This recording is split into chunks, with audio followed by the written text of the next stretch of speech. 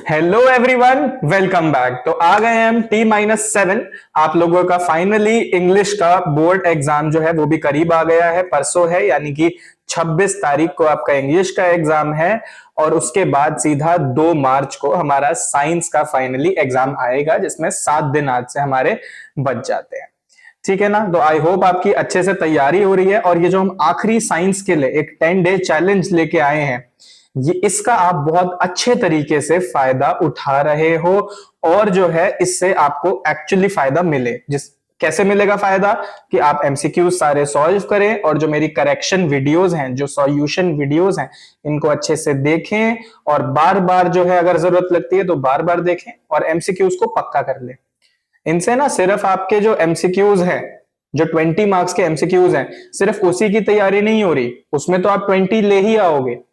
जो बाकी का पूरा पेपर है उसकी भी बहुत अच्छी रिवीजन हो जाएगी। अभी तक शायद आप समझ चुके होंगे कि जो वीडियो में आवाज चल रही है और जो मैं पीछे से आपको आवाज आ रही है, ये दोनों आवाजें कुछ डिफरेंस है, क्योंकि ये एक वॉइस ओवर है। मेरी फिर से गलती की वजह से जो है माइक बीच में गड़बड़ हो गया था। चलिए पहले क्वेश्चन के साथ स्टार्ट करते हैं। Which of the following processes involve chemical reaction, यानी केमिकल चेंज कहां पे होता हमें दिखाई दे रहा है। पहला, storing of oxygen gas under pressure in a gas cylinder. तो ये एक फिजिकल चेंज है, सिर्फ गैस को हम स्टोर कर रहे हैं, उसमें कोई रिएक्शन नहीं है। लिक्विफेक्शन ऑफ एयर, यानी गैस से लिक्विड कर दिया एयर को कूल करके, तो ये फिजिकल चेंज है। Keeping petrol in a China dish in the open, petrol को एक हमने चाइना डिश में रखा तो वो इवेपोरेट हो जाएगा, ये भी एक फिजिकल चेंज है, लिक्विड टू गैस। फोर्थ है heating copper wire in presence of air at high temperature. तो देखो इसको ना थोड़ा डिटेल में समझते हैं। क्यों डिटेल में समझना जरूरी है? केमिकल चेंज है, ये तो ऑब्वियस है और आंसर भी यही है, लेकिन इसमें इंटरेस्टिंग बात क्या है? इसमें इंटरेस्टिंग बात ये है कि कॉपर को जब हीट करते हैं तो ये बनाता है कॉपर 2 ऑक्साइड। ये क्या बनाता है?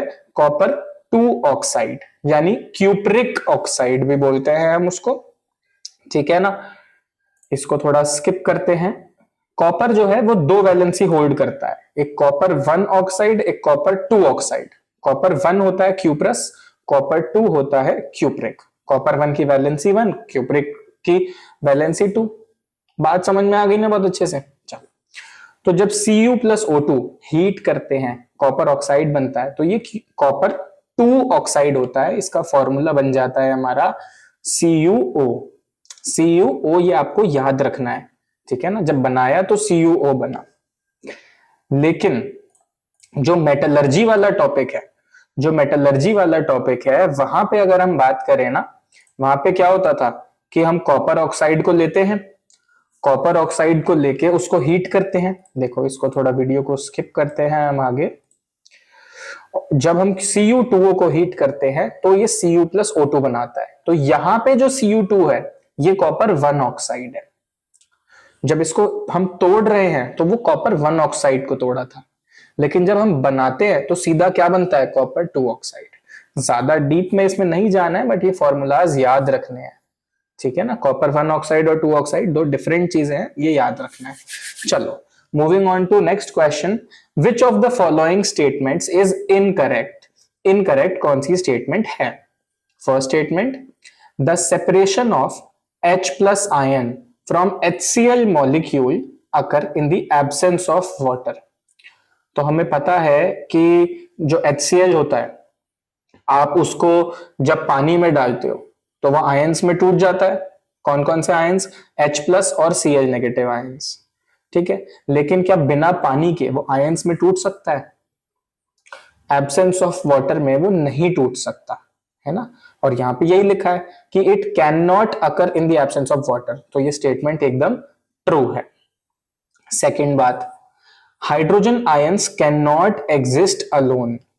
ये बात भी बिल्कुल ठीक लिखी है कि हाइड्रोजन आयंस अकेले एग्जिस्ट नहीं कर सकते। अगर आप सिर्फ H प्लस लिख रहे हो ना, तो वो तो बात वैसे ही गलत हो गई।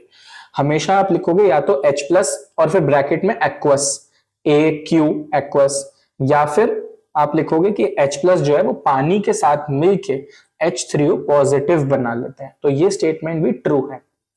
अगली स्टेटमेंट क्या कह रही है? Hydronium ions must always be shown as H positive. तो देखो इस स्टेटमेंट में जो है गड़बड़ है, क्योंकि अभी हमने बताया H पॉजिटिव की तरह वो एग्जिस्ट कर ही नहीं सकता, या तो H पॉजिटिव एक्वस होगा या फिर H3O पॉजिटिव होगा।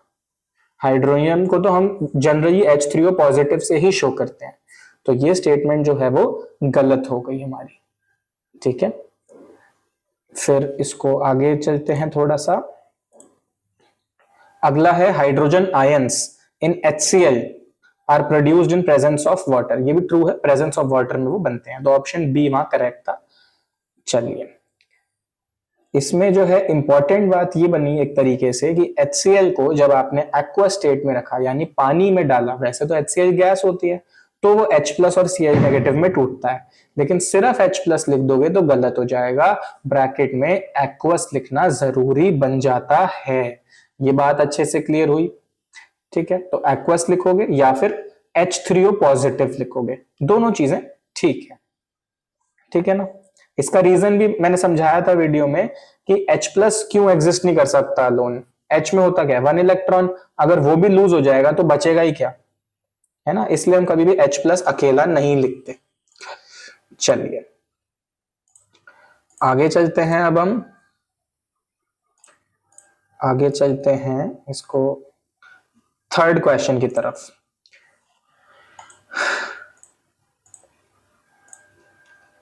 हाँ जी, थर्ड क्वेश्चन है choose the correct statements. All alkalis are bases. ओहो, हाँ, थर्ड क्वेश्चन में है ऑल एल्कलीज आर बेसिस या ऑल बेसिस एल्कली, ऐसे 4 सेंटेंस है। तो एल्कली होता क्या है, कोई भी बेस जो पानी में मिक्स हो सके, कोई भी बेस जो पानी में मिक्स हो सके उसे एल्कली कह दिया जाता है। कोई भी बेस जो पानी में मिक्स हो सके उसे एल्कली कह दिया जाता है। तो जो भी एल्कली हैं वो बेसिस तो जरूर है ही है, तो all alkalis are bases correct. लेकिन क्या हर बेस एक एल्कली कहलाएगा? नहीं, हर बेस एक एल्कली नहीं कहलाया जा सकता। ठीक है ना, क्यों? क्योंकि कुछ सॉल्युबल हैं, कुछ नहीं है, तो जो सॉल्युबल नहीं है they are not alkali. Third sentence all alkalis dissolve in water, ये बिल्कुल ठीक है, एल्कली का मतलब ही वो है डिसॉल्व हो गया। चौथा all basis dissolve in water, नहीं, सारे बेस डिसॉल्व नहीं होते, तो 1 and 3 आर करेक्ट। एल्कली क्या है, if a base mixes in water then it is called alkali. I hope सबको समझ में आ गया। और एल्कलीज में हमने एग्जाम्पल जो किए हैं वो मैंने यहाँ बताए नहीं थे, मैं अब बता देता हूं आपको।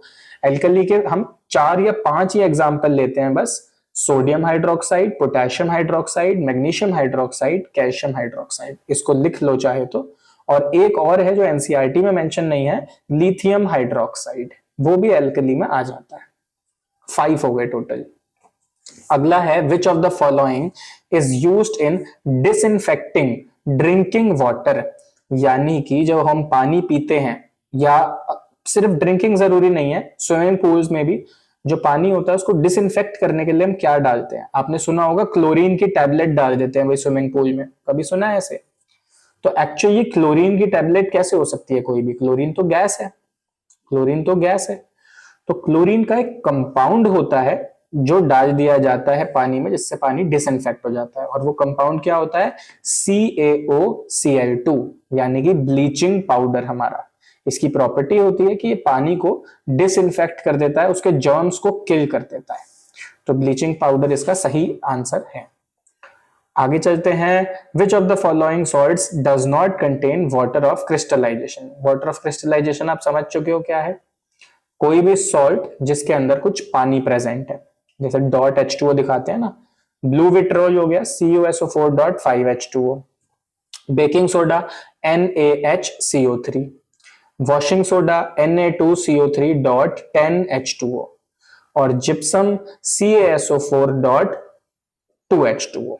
ठीक है, तो सेकंड बेकिंग सोडा में हम देख सकते हैं कोई पानी के मॉलिक्यूल नहीं प्रेजेंट हैं, तो यानी कि यही हमारा सही आंसर होगा। बाकी सब में वाटर ऑफ क्रिस्टलाइजेशन प्रेजेंट है।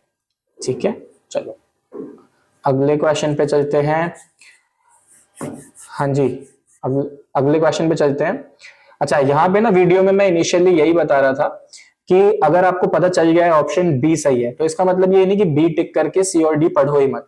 सारे ऑप्शंस पे ध्यान एक बार आप लोग जरूर दोगे, भले ही आपको पता चल चुका है भाई कौन सा सही है। एक बार हर ऑप्शन को कंसिडर जरूर करना है, ठीक है। कुछ ना कुछ नई इंफॉर्मेशन रिवील हो जाती है कई बार। चलो, सिक्स्थ है, reaction between X and Y forms compound Z. X और वाई मिले, जेड बन गया। एक्स इलेक्ट्रॉन लूज कर रहा है, एक्स इलेक्ट्रॉन लूज कर रहा है, वाई इलेक्ट्रॉन गेन कर रहा है और जेड बन रहा है। जो इलेक्ट्रॉन लूज करता है वो कौन होता है? वो होता है हमारा मेटल। और जो इलेक्ट्रॉन गेन करता है, जिसको इलेक्ट्रॉन मिल रहे हैं, वो कौन है? Non metal. Non metal electron जो है वो ले लेता है, ठीक है ना, और मेटल दे देता है, ले जा भाई इलेक्ट्रॉन, मेटल बहुत खुश है। तो एक मेटल और एक नॉन मेटल के बीच में जब एक कंपाउंड बन रहा है, तो वो कौन सा कंपाउंड होगा? वो होगा हमारा आयोनिक कंपाउंड। वो हमारा कौन सा होगा? Ionic compound. इस बात में कोई डाउट तो नहीं है भाई? तो अब बात है कि आयोनिक कंपाउंड जो है ये हमारा, ये कौन सी प्रॉपर्टी शो नहीं करता? क्या आयोनिक का हाई मेल्टिंग पॉइंट होता है? होता है। क्या लो होता है? नहीं होता। अगर हाई है तो लो कैसे होगा? एक ही चीज होगी ना। Conducts electricity in molten state, बिल्कुल। अकर्स एज सॉलिड, बिल्कुल। एट सॉलिड नहीं, एज सॉलिड होगा वो। हाँ, तो बी ऑप्शन सही है कि उसका लो मेल्टिंग पॉइंट नहीं होता। आगे चलते हैं। Carbon Carbon has the unique ability to form bonds with other atoms of carbon, giving rise to large molecules. This property is called, तो कार्बन कार्बन कार्बन जुड़ते जुड़ते जुड़ते कैटिनेशन ये प्रॉपर्टी होती है। क्योंकि कार्बन का बहुत छोटा साइज होता है, तो ये बहुत सारे कार्बन के साथ जुड़ सकता है। एक कार्बन का न्यूक्लियस दूसरे कार्बन को भी खींचता है, ठीक है। Catenation is the right answer. Next, what is the number of covalent bonds in pentane? Pentane यानी पेंट और एन। पेंट माने 5 कार्बन, पेंट माने 5 कार्बन, और एन माने सबके बीच में सिर्फ और सिर्फ आप सिंगल बॉन्ड्स लगाओगे और कुछ नहीं।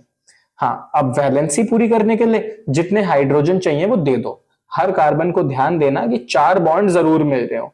हर कार्बन को ध्यान देना कि 4 बॉन्ड जरूर मिल रहे हो। ये हाइड्रोजन में डबल बॉन्ड नहीं है, ये काट दिया है मैंने, ठीक है, कंफ्यूज मत हो।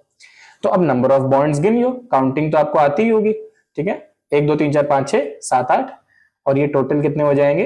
1 2 3 4 5 6 7 8 9 10 11 12 13 14 15 16 बॉन्ड्स यहां हो जाएंगे, ठीक है।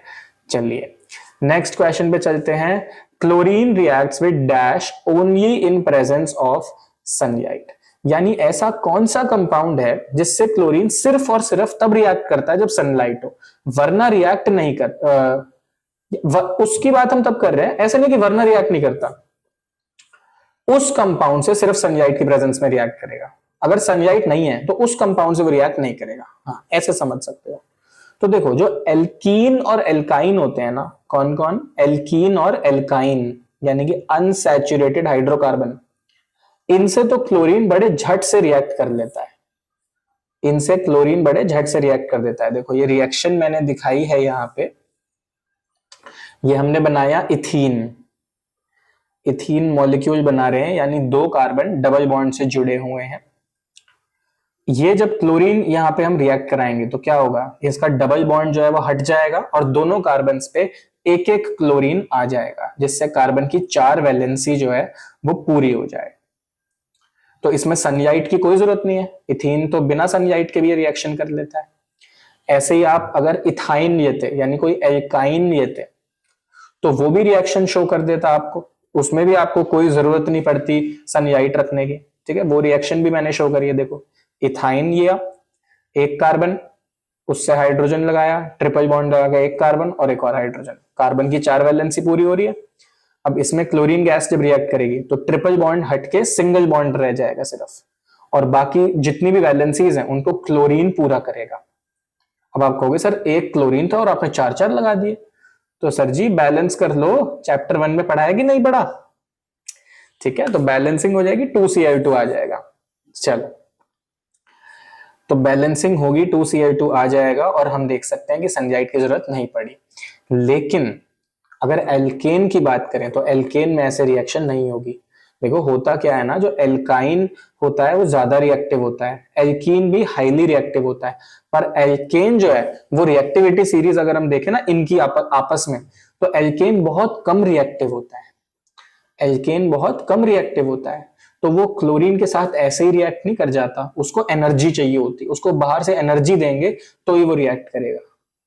ये एक तरीके से एंडोथर्मिक रिएक्शन हो गई ना, कि सनलाइट की फॉर्म में एनर्जी देनी पड़ती है। इसको सब्स्टिट्यूशन रिएक्शन कहते हैं, चैप्टर 4 की केमिकल प्रॉपर्टी में हमने पढ़ा। क्योंकि इसमें ऐसा नहीं है कि क्लोरीन आके जुड़ रहा है, इसमें क्लोरीन जो है वो हाइड्रोजन को सब्स्टिट्यूट करता है, हाइड्रोजन निकल जाता है और क्लोरीन आ जाता है, क्योंकि एल्केन के तो सारे हाइड्रोजन पूरे हैं। जब आप क्लोरीन डालोगे इन प्रेजेंस ऑफ सनलाइट तो क्या होगा, एक हाइड्रोजन हट जाएगा और उसकी जगह क्लोरीन आ जाएगा। साथ में इसके वैसे तो HCl भी बनता है अगर आप पूरी रिएक्शन देखो, क्योंकि जो हाइड्रोजन हटा वो बचे हुए क्लोरीन से रिएक्ट कर जाता है और HCl मिल जाता है। ठीक है, पर वो हमारे काम की बात नहीं है। तो ये रिएक्शन एल्केन से रिएक्शन सिर्फ सनलाइट के प्रेजेंस में होती है, वरना नहीं होती। अगर मैं सिल्वर मेटल की भी बात करूं तो सिल्वर क्लोराइड जो बनता है, जो सिल्वर क्लोराइड बनता है उसकी भी बड़ी स्पेशल कंडीशंस होती हैं। ऐसा नहीं है कि वो सनलाइट में हो जाता है, तो सिल्वर मेटल भी इसका सही आंसर नहीं होगा। ठीक है, देखो कितने मजे की बात है कि ये पूरी मैंने वीडियो बनाई और लगभग 30-35 मिनट बाद वीडियो में मुझे रियलाइज हुआ कि मैं माइक ऑन करना ही भूल गया था। तो मैंने अब ये वॉइस ओवर में इसका बना रहा हूं। तो ये बात मैं ना आपको इसलिए बता रहा हूं क्योंकि अब आपके बोर्ड्स आ रहे हैं और आप लोग पढ़ रहे हो, तो ना ये नहीं सोचना कि हमारे पास इतना सब कुछ है, हम पढ़ रहे हैं, पढ़ के भी कुछ नहीं हो रहा है, इतना पढ़ रहे हैं तब भी उतने नंबर आ रहे हैं, जब नहीं पढ़ा था तब भी उतने नंबर आए थे। तो ज्यादा ना परेशानियों को नहीं गिनना है, जितना ज्यादा आप अपने परेशानियों में इंटरेस्ट दिखाओगे ना वो बढ़ती जाएंगी। इंटरेस्ट दिखाओ जो काम कर रहे हो, जिसमें मजा आ रहा है, इंटरेस्ट लेके काम करो तो मजा आएगा। ठीक है, चलिए। Ethanol reacts with sodium and forms product namely, अरे तो बड़ा जल्दी चला गया, इसको रिवाइंड करके देख लेना। नॉर्मल सी रिएक्शन है, सोडियम इथॉक्साइड और हाइड्रोजन बनता है। चलो, rusting of iron is endothermic in nature, ये स्टेटमेंट सीधी सीधी फॉल्स है। रस्टिंग ऑफ आयरन एक्सोथर्मिक होता है, रस्टिंग ऑफ आयरन एक्सोथर्मिक होता है।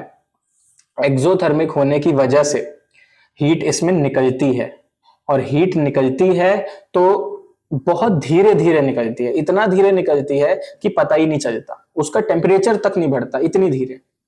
तो असर्शन तो फॉल्स है कि एंडोथर्मिक इन नेचर, लेकिन रीजन ट्रू है कि as the reaction is slow the release of heat is barely evident, पता ही नहीं चलता उसका, बेयरली एविडेंट।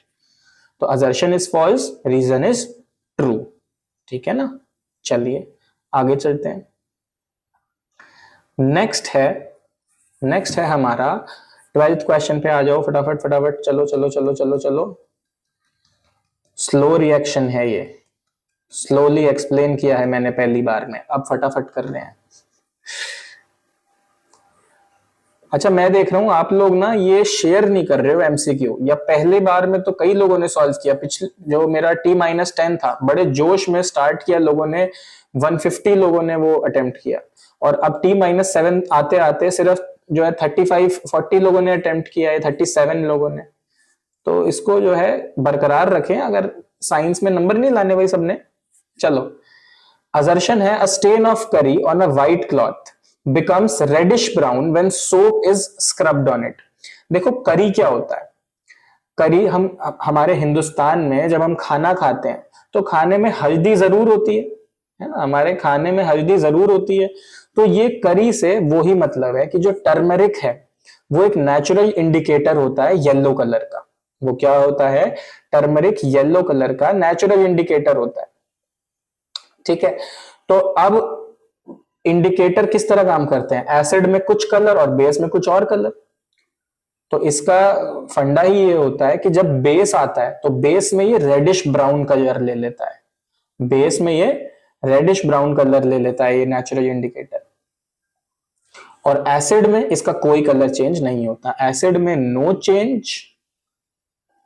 और बेस में, अगर हम बेस में बात करें तो इसका कलर हो जाता है रेडिश ब्राउन। इतनी बात आप लोगों को समझ में आई? तो सोप कैसा होता है? सोप होता है बेसिक इन नेचर, तो जैसे ही हमने सोप लगाया इसका कलर हो गया रेडिश ब्राउन। अगर वापस से हम कपड़े को बहुत ज्यादा धोएंगे पानी से बिना सोप लगाए तो वो वापस येलो हो जाएगा। तो इस एक्सपेरिमेंट को ना आज अपने घर में करके देखो। एक बाउल लो और उस बाउल में थोड़ा सा हल्दी डालो और थोड़ा सा सोप डाल के मिक्स करो, देखो क्या रेडिश ब्राउन कलर आता है। ये मैंने भी कभी नहीं किया, आज इसका ना मैं भी करके फिर आपको ऐसा करते हैं, अगर सक्सेसफुल हुआ तो यूट्यूब पे इसका एक शॉर्ट वीडियो डाल देंगे, ठीक है। चलो, तो soap is acidic in nature, ये बात फॉल्स है। सोप जो होता है बेसिक इन नेचर होता है। तो यानी A is true, R is false, यानी डी नहीं सी ऑप्शन होता है, ये सी ऑप्शन इज करेक्ट, ठीक है ना। चलो, ये एक्सपेरिमेंट सब लोग लेकिन देखो करके जरूर देखना, बहुत इजी एक्सपेरिमेंट है, 2-3 मिनट लगेंगे। नेक्स्ट आते हैं 13th क्वेश्चन पे। Baking soda is used in making cake. आप लोगों ने केक बनाया होगा कभी ना कभी, लॉकडाउन में बनाया होगा। तो जब केक बनाते हैं उसमें बेकिंग सोडा यूज किया जाता है, क्या ये बात सच है? बिल्कुल सच है, बेकिंग सोडा यूज करते हैं। अब कुछ लोग कह सकते हैं कि सर नहीं, वो तो बेकिंग पाउडर होता है। जब बेकिंग सोडा यूज करते हैं ना तो प्रॉब्लम आ जाती है, केक बिटर हो जाता है। एग्जाम्पलर का एक सवाल भी है इस तरह। तो देखो, जो केक बिटर होता है वो क्यों होता है? क्योंकि बेकिंग सोडा जो है वो एक बेसिक सॉल्ट है। वो क्या है? बेसिक सॉल्ट, और बेस से बिटर हो जाता है।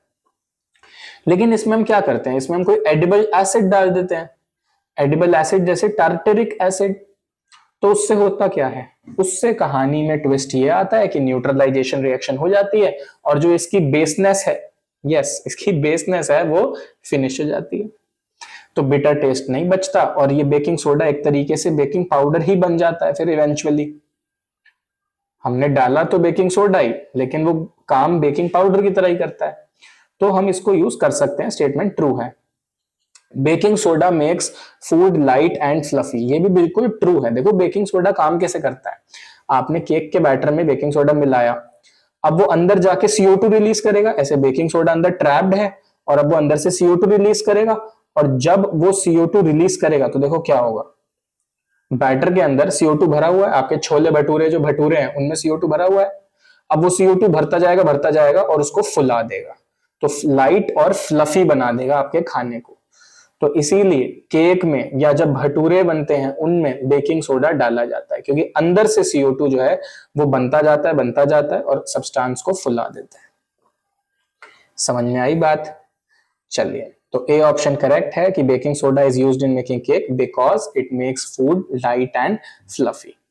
Next, sodium and potassium react vigorously with water.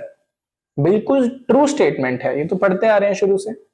Reason है due to formation of coating of oxide layer the further oxidation of certain metals is prevented. Certain मतलब कुछ जो मेटल होते हैं उनके साथ ये होता है, सब मेटल्स के साथ नहीं होता, सम मेटल्स के साथ, ठीक है, कुछ मेटल्स की बात कर रहे हैं हम।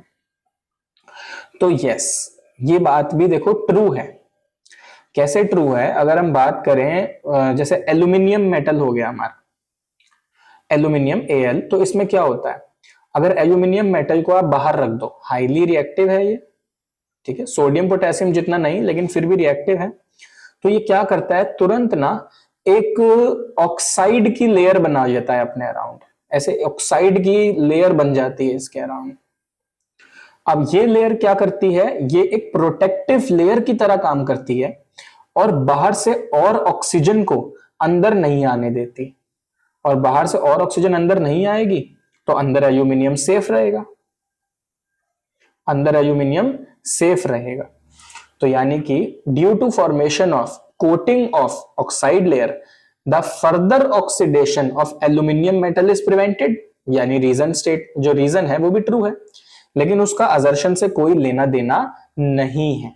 तो इसका आंसर हो जाएगा बी, ठीक है। चलिए, assertion true, reason true, but not the correct explanation. आगे है MnO2 plus HCl give MnCl2 plus Cl2 plus H2O। ये एक रिडॉक्स रिएक्शन है, ये असर्शन में लिखा है, तो इसको ढंग से समझते हैं हम। देखो, हाँ जी, रिडॉक्स रिएक्शन माने जहां रिडक्शन भी हो रहा हो, ऑक्सीडेशन भी हो रहा हो, ठीक है ना। तो अब कैसे देखेंगे? ऑक्सीडेशन का मतलब होता है या तो ऑक्सीजन जुड़ रहा है या फिर हाइड्रोजन हट रहा है। रिडक्शन का मतलब क्या होता है? या तो ऑक्सीजन हट रहा है, रिडक्शन ऑक्सीजन हट रहा है, या हाइड्रोजन जुड़ रहा है, हाइड्रोजन के जुड़ने को भी रिडक्शन बोलते हैं। तो देखो, MnO2 से MnCl2 बना, ऑक्सीजन हट गया, ऑक्सीजन हट गया मतलब इसकी रिडक्शन हो गई, इसकी क्या हो गई? रिडक्शन। और HCl से Cl2 बन गया, यानी हाइड्रोजन हट गया, तो हम कह सकते हैं इसकी ऑक्सीडेशन हो गई, ये ऑक्सीडाइज हो गया। साथ ही साथ आप ऐसे भी कह सकते हो HCl से H2O बन रहा है, HCl से H2O बन रहा है, हाइड्रोजन में जो है ऑक्सीजन जुड़ रहा है, ऑक्सीजन जुड़ गया ना, ऑक्सीजन जुड़ गया तो हम यहां कह सकते हैं ऑक्सीडेशन हो गई। ठीक है, ये बात समझ में आई। लेकिन एक भी अगर आपको दिख गया है तो आप उसको लेके चल सकते हो कि HCl से Cl2 बन रहा है, दूसरे को नहीं लोगे तो भी चल जाएगा। ठीक है, तो MnO2 जो है वो रिड्यूस होके MnCl2 बना रहा है, HCl जो है वो ऑक्सीडाइज होके Cl2 बना रहा है। और आपका जो यानी कि इस रिएक्शन में ऑक्सीडेशन भी है, रिडक्शन भी है, तो ये रिडॉक्स रिएक्शन कहलाने के बिल्कुल लायक है, असर्शन यानी ट्रू है। रीजन क्या कहता है? MnO2 oxidises HCl to Cl2।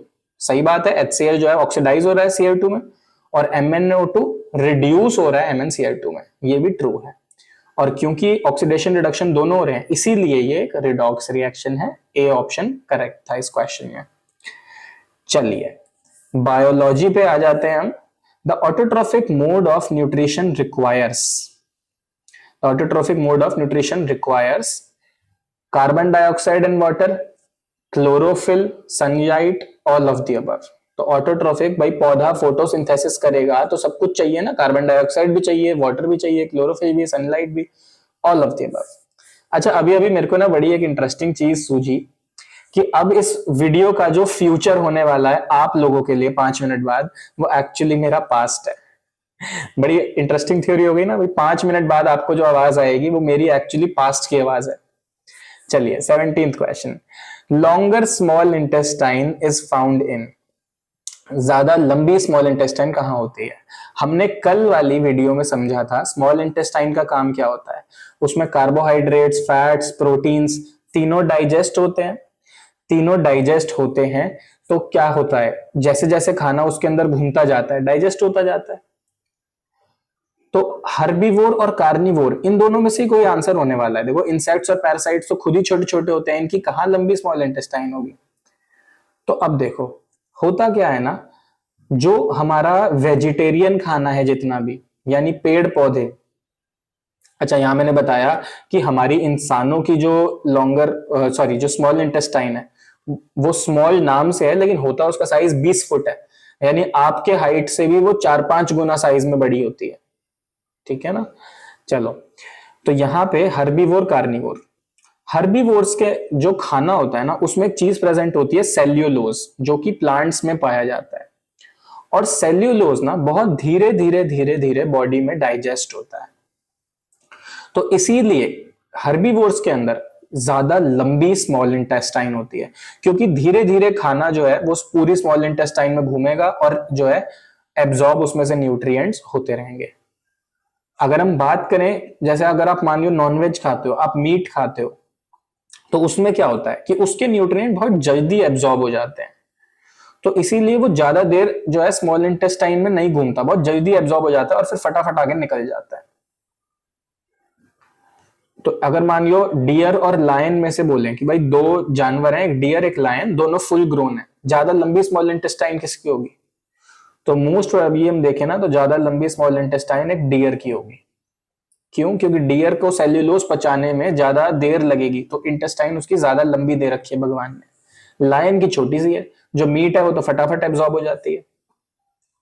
ठीक है, समझ में आई बात? तो इसका आंसर होगा ए, हर्बीवोर्स। चलिए 18th क्वेश्चन है हमारा, what part of alimentary canal receives bile from the liver? Bile from the liver, okay. Bile का काम क्या होता है? बाइल जूस, ये वो जूस है जो आपके घर के पास फ्रूट शॉप पे, जूस की दुकान पे नहीं मिलेगा, ठीक है ना। ये लेकिन काम उसी तरह का करेगा, आपके पेट में जाएगा और सब कुछ अच्छे से डाइजेस्ट करा देगा। तो हमने नॉर्मल लैंग्वेज में तो बोल दिया आपके पेट में जाएगा, लेकिन अब हम बायोलॉजी में क्या सीख चुके हैं, सारी डाइजेशन एक्चुअली कहां होती है? स्मॉल इंटेस्टाइन में। तो यानी बाइल जूस भी सीधा कहां मिल रहा है? स्मॉल इंटेस्टाइन में। बनता ये लिवर में है और लिवर से बनके सीधा स्मॉल इंटेस्टाइन के अंदर ये खाने में मिल जाता है, ठीक है। और बाइल जूस का मैं आपको एक और फैक्ट बताऊं, बाइल जूस एक्चुअली ना बेसिक होता है नेचर में। अगर मान लो कोई एसिडिक फूड हमारी स्मॉल इंटेस्टाइन में चला जाए तो वो उसको बर्न कर सकता है, तो बाइल उससे भी प्रोटेक्ट करता है स्मॉल इंटेस्टाइन को, ठीक है। ये एक थोड़ा स्पेशल फैक्टर है। अगला है, breakdown of glucose to pyruvate takes place in. Pyruvate होता क्या है?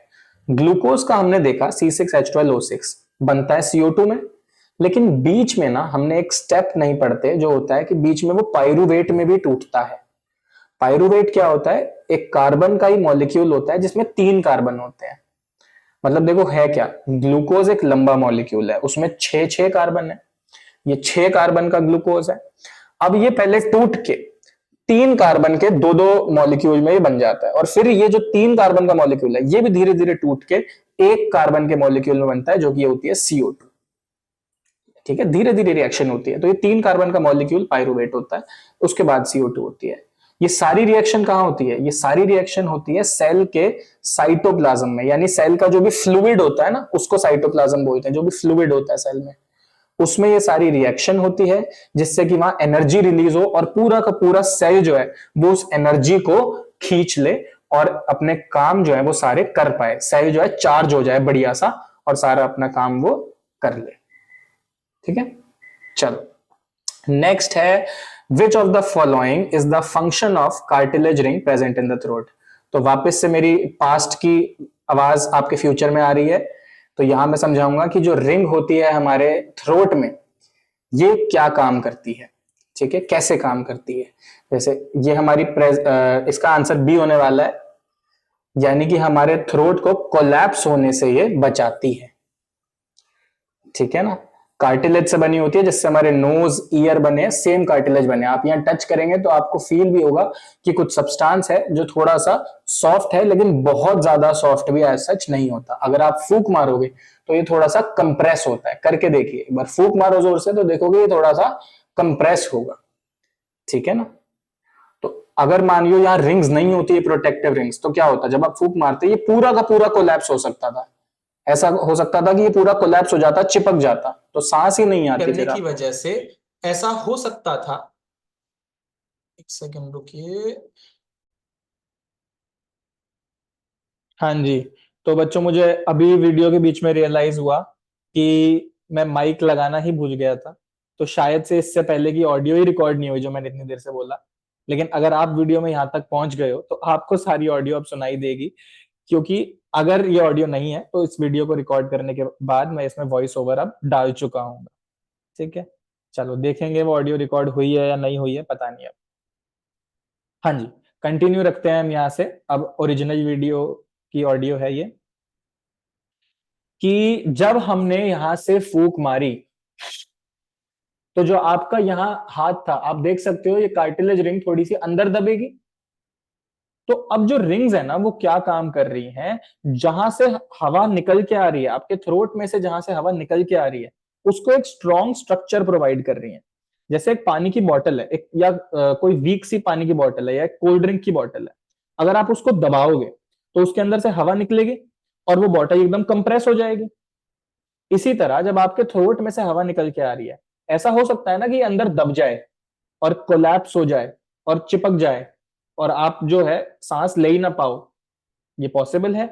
इसीलिए क्या होता है, हमारा जो थ्रोट होता है ना, हमारा जो थ्रोट होता है, ये थ्रोट है हमारा, ये उसके ऊपर हमारा सर है बहुत सुंदर सा, ठीक है।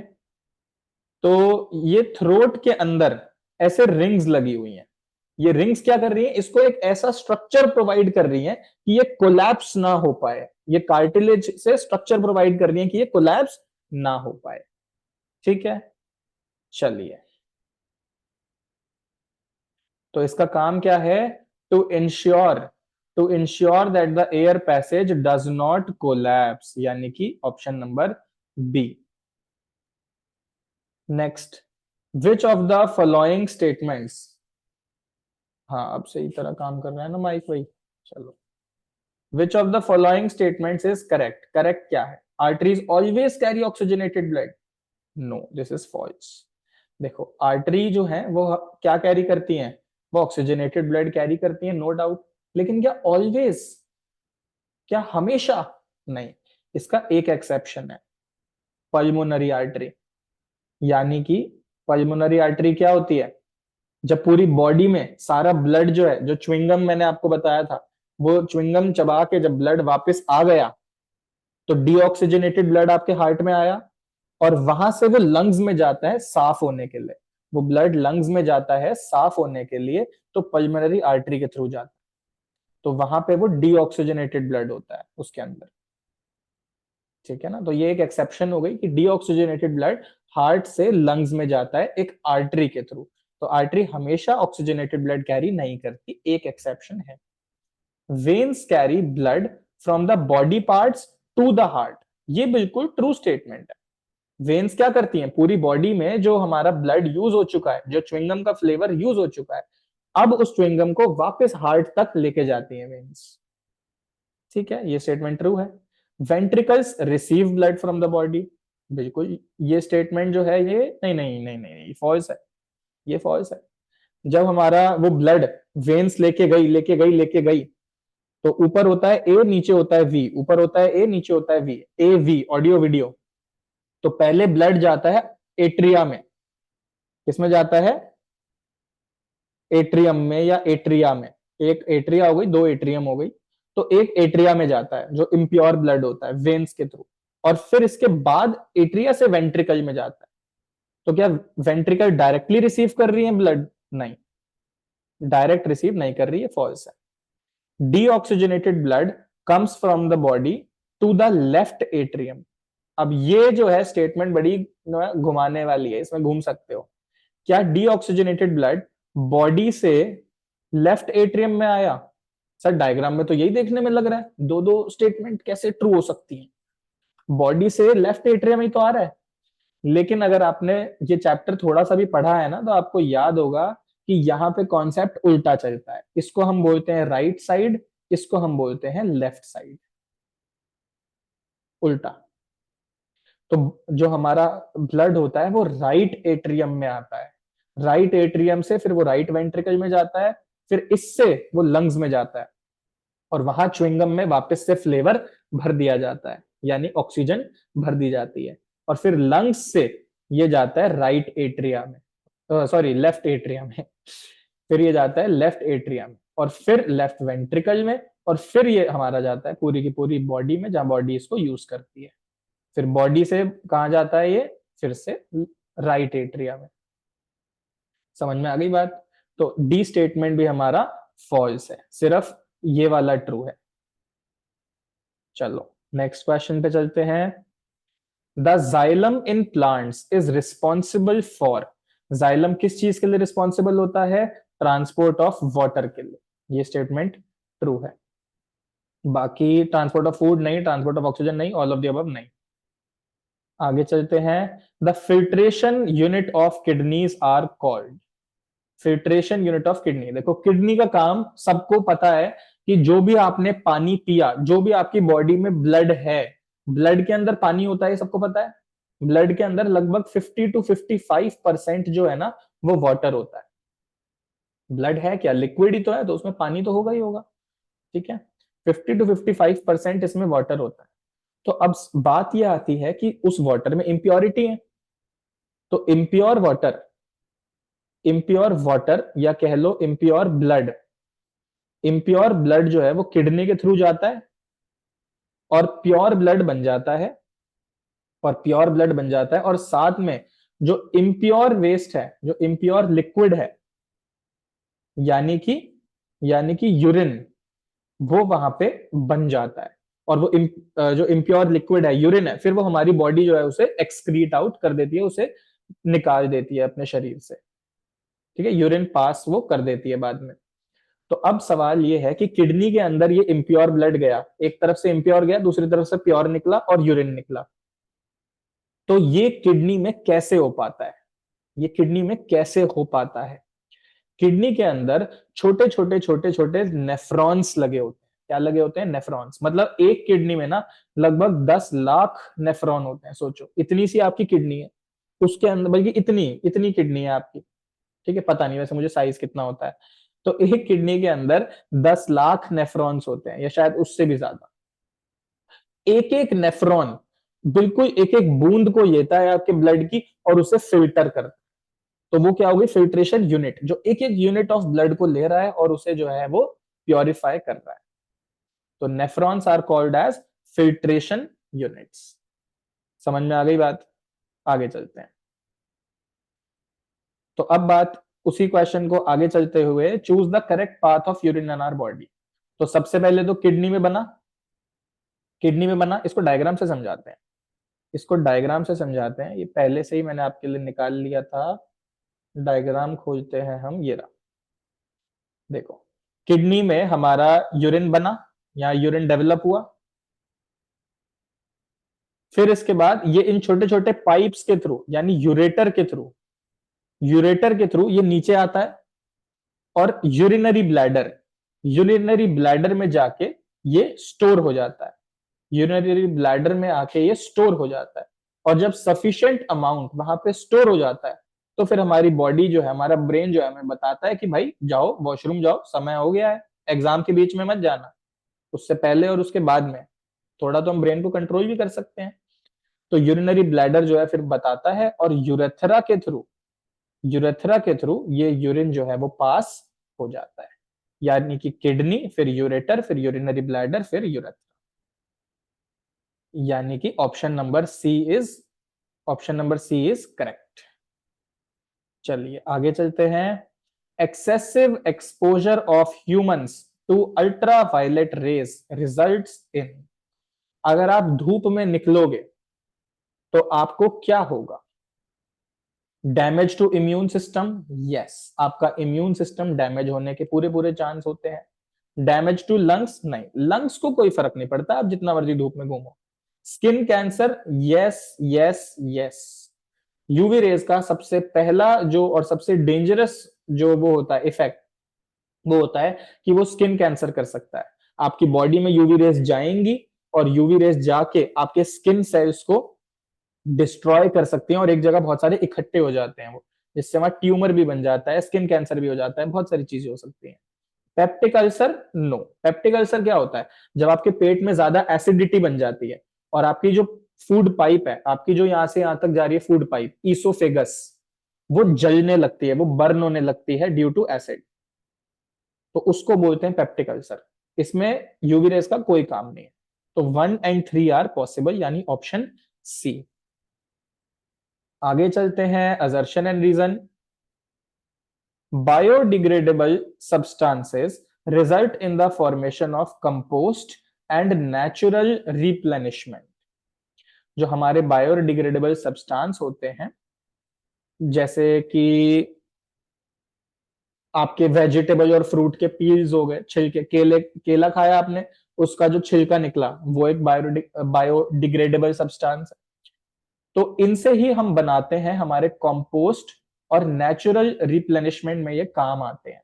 तो ये बात बिल्कुल ट्रू है, और हो सकता है आप लोगों के घर में ये प्रैक्टिस होती भी हो। बहुत लोगों के घर में ये करते हैं, जहाँ गार्डन होते हैं ना जिनके घरों में, या जो थोड़ा गार्डनिंग का शौक रखते हैं, वो लोग क्या करते हैं कि घर में जो भी वेजिटेबल वेस्ट होते हैं, फ्रूट्स के वेस्ट होते हैं, उनको एक जगह इकट्ठा कर लेते हैं, उसमें जो है उसको मिट्टी के अंदर दबा देते हैं, और विद इन 1 वीक अगर उसको वहां छोड़ो, या उसमें कुछ स्पेशल केमिकल वगैरह डाल दो, तो 1-2 दिन के अंदर ही वो एकदम कन्वर्ट हो जाते हैं सिंपल सब्सटेंस।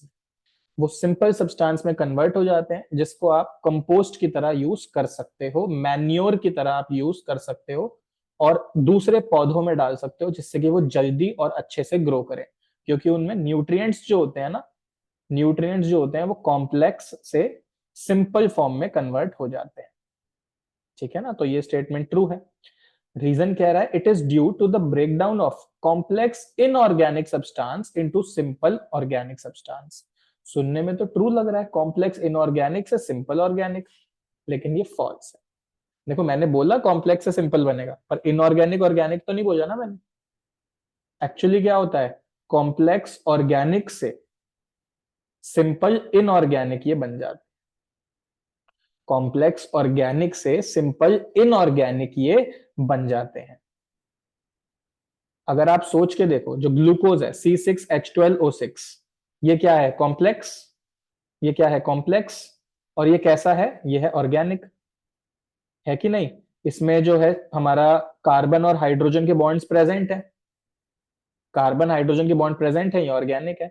ये कन्वर्ट होके एक, जब हम हमारे अंदर एनर्जी बिल्डअप होती है, CO2 बनाता है। क्या CO2 में कार्बन हाइड्रोजन बॉन्ड प्रेजेंट है, नहीं। तो ये कैसा होता है, इनऑर्गेनिक। तो ये कैसा होता है, इनऑर्गेनिक। और इनऑर्गेनिक होने की वजह से इसको हम सिंपल इनऑर्गेनिक सब्सटेंस बोलेंगे।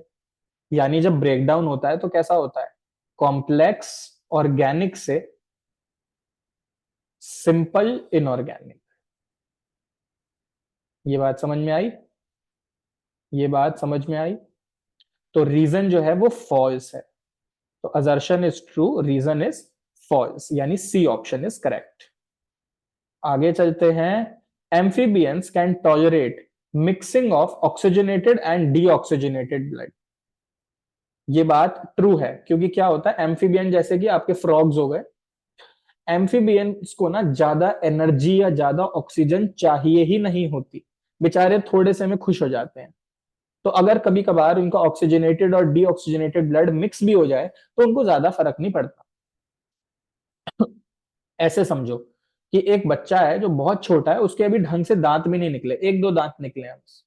आपने उसके मुंह में च्युइंगम डाल दी, तो क्या होगा, वो च्युइंगम की जो फ्लेवर है वो बहुत देर तक चलेगा, उसके मुंह में वो च्युइंगम का फ्लेवर बहुत देर तक चलेगा। ऐसे ही एम्फीबियन के अंदर जो ब्लड में ऑक्सीजन है वो बहुत देर तक चलेगी। एक ही ब्लड में जो ऑक्सीजन मिक्स हुई, वो ब्लड घूम के आ गया, तब भी हो सकता है पूरी ऑक्सीजन यूज ही ना हो, है कि नहीं। ह्यूमन में तो क्या होता है, सारी ऑक्सीजन यूज हो जाती है, इतना ज्यादा हम अपनी बॉडी से काम लेते हैं। एम्फीबियन में ऐसा नहीं है। तो ये स्टेटमेंट ट्रू है कि मिक्सिंग अगर उनमें हो तो वो चलता है। Amphibian are animal with two chambered heart, ये फॉल्स। क्या एम्फीबियन के हार्ट के दो हिस्से होते हैं, नहीं, उनके तीन हिस्से होते हैं, 3 चेम्बर्ड होता है, ये याद रखना।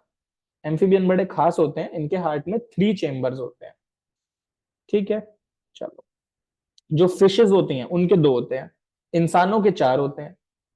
ठीक है ना, तो यानी कि reason false, assertion true, C option correct. Next, capillaries have walls that are just 1 cell thick. Capillary क्या होता है, कैपिलरी क्या होता है, जो ऑक्सीजनेटेड ब्लड होता है, जो ऑक्सीजनेटेड ब्लड होता है वो लंग्स के थ्रू जब जाता है, नहीं, लंग्स के थ्रू नहीं, सॉरी, लंग्स के थ्रू नहीं, जब बॉडी पार्ट्स के थ्रू जाता है, जब बॉडी पार्ट्स के थ्रू जाता है तो बॉडी पार्ट क्या करते हैं, एब्जॉर्ब कर लेते हैं ऑक्सीजन।